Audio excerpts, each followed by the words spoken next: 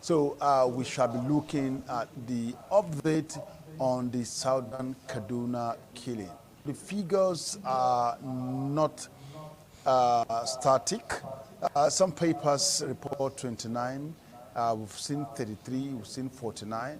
But even if it's one person that is killed, it should be reported and it should be condemned. It happened at a time when many were already asleep. I mean, an attack that happened at about 10 p.m. You know, some people have gone far. Some those that are deep or heavy sleeper will not be able to know what is going on at that time, and so it caught up with them. Many died. Over 40 houses burnt. We can't even, for now, give a figure of how many that are injured, but they are all receiving treatment. This is one too many. You're talking about killings. We are not in war. There's no part of this country that should have these issues coming on and on and on without, relevant security agencies stepping up to put a final stop on it. And so we, this morning, we'll be having the chairman of CAN in Kaduna State to talk about these issues and what can actually be done to ensure that, it doesn't happen again, because it's been there happening and again. Reverend John Haya will be talking to us via the internet. Of course, you know how these things are done now with this technology. You can one in any part of the world. So Reverend John Hayab, of course, is on. And if you can hear me, Reverend, very good morning to you.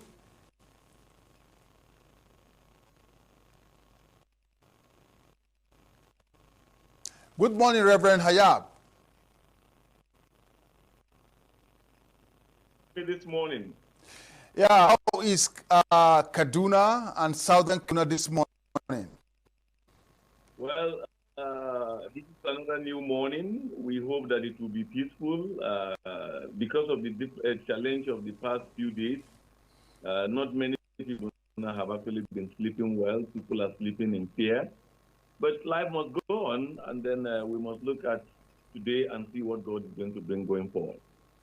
Life must go on. That is, some kind of motivational, comment from you. So quickly, give us a sense of what is currently happening and how has the security agencies, of course, issue.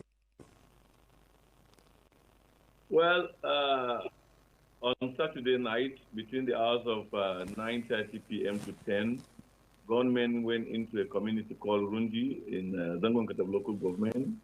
And from the last count yesterday, 33 souls were lost. These souls include children, include women, include old people. The fact about it is that we've been able to put down every name and also those who are in hospital. As you rightly recorded, houses were burned. People were in their sleep, and these gunmen came, attacked them, and killed them.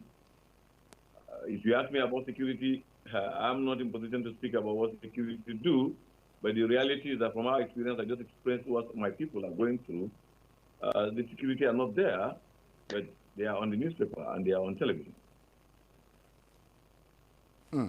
Okay, a sad one, actually, a sad one there. But if I may ask, don't we have some kind of community security in those areas? The truth is that in the past 3 years, we've been working, we've been organizing that. But let me tell you the implication or the challenge we are facing. The challenge we are facing is that whenever we organize ourselves, organize our people to say, okay, let's give support to the security and provide some kind of security for ourselves. The next, they will come after our boys and arrest them with the other den guns, with knives, whom they are just keeping in case an enemy come, and they will also show that they are present. Come and keep them. The fact that they will not even have anything to charge them, they will just keep them in cell in the police cell here for months, for some for 5 months. So everybody, which I know that self-defense has no crime. Self-defense is provided in our law. But to create fear and to stop our people from even doing this is the, so when you ask me whether we have that, yes, we do organize, but how can you organize yourself and face a situation where if they're even looking for an excuse to charge you or to accuse you for a wrongdoing? And the second aspect of it is that these bandits that come, they come with sophisticated weapons. Whatever may be the degree of your preparation, when you start hearing the sound of their weapons, brother, it will take the grace of God for you to stand. So when we have that the powers that be or the security here is not even helping matters, because instead of securing us, they are even looking for ways to charge our boys over, oh, we've met gunmen. And you ask us, they run gun runners, as they want to call it, and you ask us, is it the man with the dagger or with the knife that is the gun runner or the one with the stick? Just try, because of the situation, he's trying to protect himself. Look, specifically what happened in Runji, when these killers came and started attacking, you know, the communities are surrounded by each other. They will shout and cry. When other people from other communities had, and the best thing we could do in our communal lifestyle is to go and offer help. So,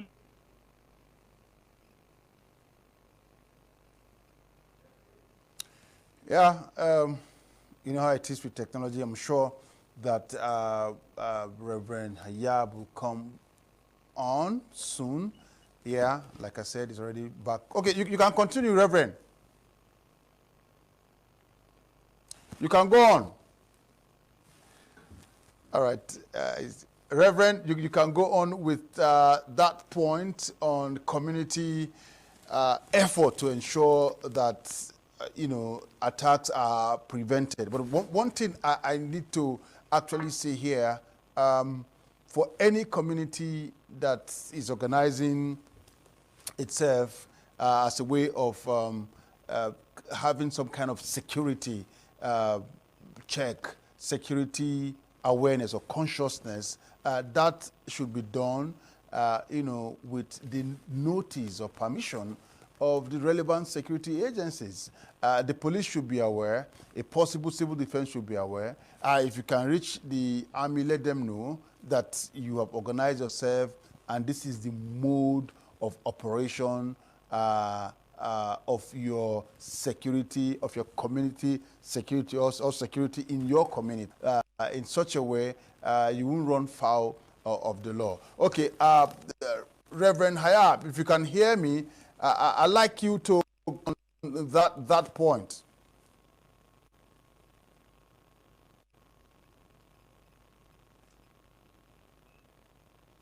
but the bandits, innocent people, and the military do not go after them.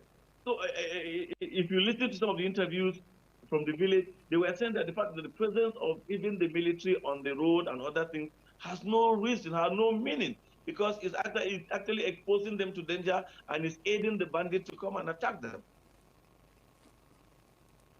Okay, now I'd like to ask, when you mobilize community security, was it done with the notice of relevant security agencies like the police, civil defense, or even the army? Are they in the know? The fact about it is that there is nothing done behind them. Government themselves have asked people to help, because security is everybody's business. Security has no particular expert. Some people are just privileged to do security by wearing uniform. Some people are privileged to do security by having a particular name and title. But security is everybody's business. So there's no way we can even organize our boys without telling the government, without telling the security agencies. But you see, the whole situation is, as a very famous Nigerian has ever said, that there is actually an agenda that we cannot understand.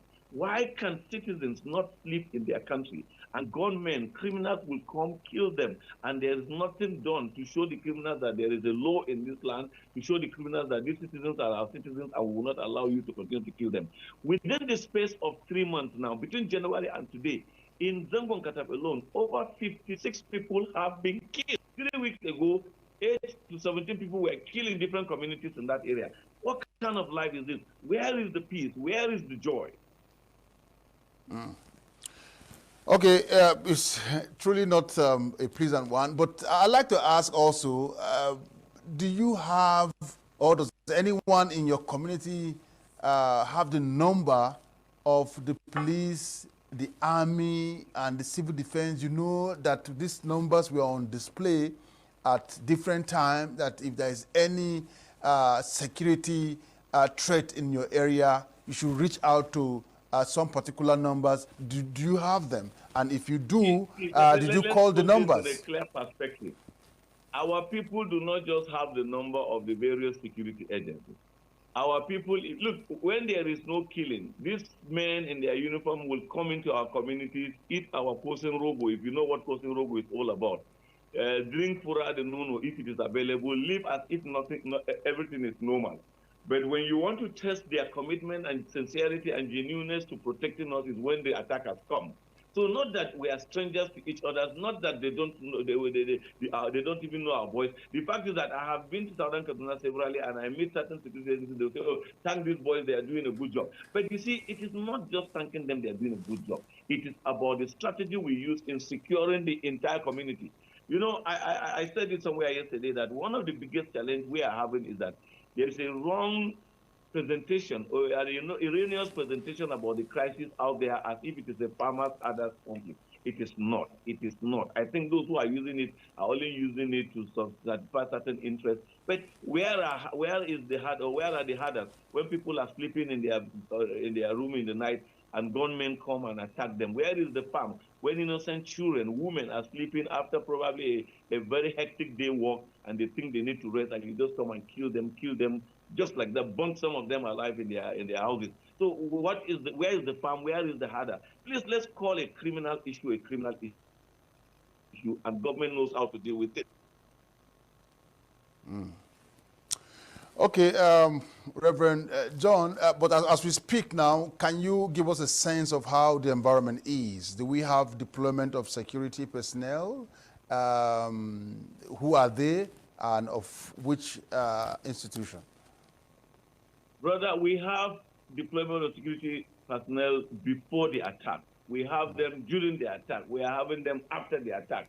So if you have them before the attack, the problem we are having is their action, the way they react to what is happening. We are not talking about their absence. See, drive along Southern Kaduna, just between Kagoro and Samaru, or Kagoro and Zangon Katap town, you will find over 6 to 7 military or security checkpoints, and you will see men heavily armed. And then I ask this question: how are these security men here? And these criminals will drive through, walk through, go and kill, and quickly run back through and pass and go. Nobody arrests them. Nobody stops them. So it's not their absence that is the matter, or their presence that is the matter. Is what did they do even though they are present? Yeah, if you say they are present before the attack, that is really worrisome. And if they are, I mean, what is the distance between their checkpoint or their camp to your community? Let me put it this way. When you know how the road leading from Kapanchan to Saminaka is, and you count the number of security checkpoints, and you count the distance between most of their communities attack and this checkpoint, they are really not too far. And you know, the communal lifestyle, when a community is shouting, screaming on the top of our voice that she's under attack, come and aid us, come and aid us. Communities living 5 kilometers away from them can hear them at the night. And so the security are not even up to that distance compared to what I'm describing. So if we're not there, how could they have been the ones of our people? So you know what I'm saying. People living hard on into crying and feel they should go and give help. Security men appear and from going, if you shoot, whether the criminals are killing, nobody is arresting them, nobody is chasing them, nobody is. Look, 2 women were on their way from Zonkoa, and these same bandits, these same criminals stopped this woman. But this is what they did. they did not kill those women. But instead, they send those women with message to go and come and tell us that, look, in 3 months, we are going to wipe out all this area. We've been sent to do that. Who sent them? Since we didn't meet them, only those women can tell us what they had. But even when you report this, no investigation, no one is willing to. After all, they have killed and disappeared. Nobody saw them. Nobody knows them. And we seem as if our intelligence network is completely shut down. It's not working. Our intelligence is only available to arrest innocent people who feel that their family is being wiped out and they want to defend themselves. So in the coming days, what do you expect from the state government?